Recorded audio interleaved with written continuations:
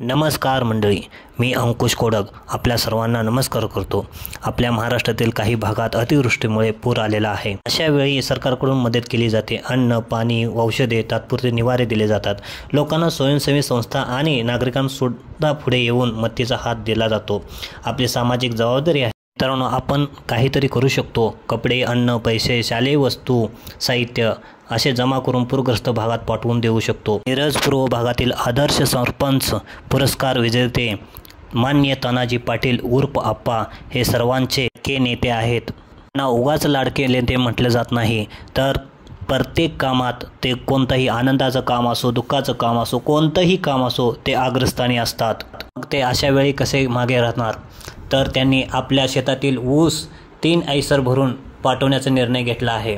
स्वतः लोड केला। विविध ठिकाणी उद्भवलेल्या पूर परिस्थितीच्या अनुषंगानं या मिरज विधानसभा मतदारसंघाचे लोकप्रिय आमदार आदरणीय सुरेश भाऊ यांनी सूचना केली की बाबा आपल्याला ह्या पूर परिस्थितीमध्ये कुठेतरी चांगल्या पद्धतीची मदत करायची आहे।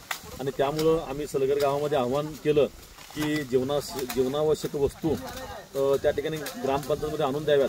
त्याचबरोबर चाऱ्याच्या अनुषंगानं सलगर गावामध्ये आमच्या स्वतःच्या शेतामध्ये हा जो काही ऊस आहे तो ऊस जवळजवळ 3 ऐसर भरून त्या ठिकाणी जिथं चाऱ्याची गरज आहे त्या ठिकाणी उद्याच्याला आदरणीय भाऊंच्या मार्गदर्शनाखाली त्या ठिकाणी जीवनावश्यक वस्तूंचं साहित्य आणि त्याचबरोबर हा 3 ऐसर चारा त्या ठिकाणी पोच करण्याच्या दृष्टीनं ते आमच्या आता सध्याच्याला गावामधील सर्व युवा वर्ग ग्रामस्थ स्वखुशीनं त्या ठिकाणी हा चारा तोडून टेम्पोमधून भरून न्यायचं काम चालू आहे, युद्ध पातळीवरती आहे।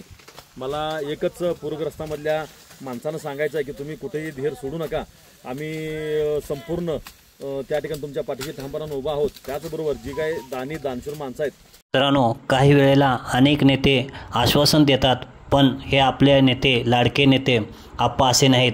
ते प्रत्यक्षात काम करतात आणि काम करून दाखवतात, म्हणूनच त्यांना लाडके नेते म्हणून ओळखलं जातं।